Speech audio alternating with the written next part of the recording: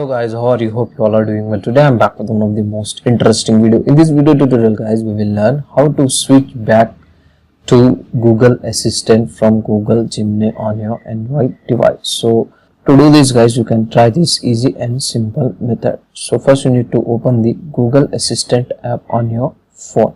So if you don't have Google Assistant app on your phone, you can try the next method. If you have the Google Assistant, just open it, and here you can get the option switch in settings. Just tap on it, and here you can get the option to switch from Gemini to Google Assistant like this. Okay, so if you don't have the Google Assistant app, now you need to open the Google app on your device like this. After opening the top right side corner, here you can get your profile picture. Just tap on it, and then here you can get option settings. Open it like this. In these settings guys, open the Google Assistant like this, and then scroll down. Here you can get the option digital assistant from Google. Just tap on it.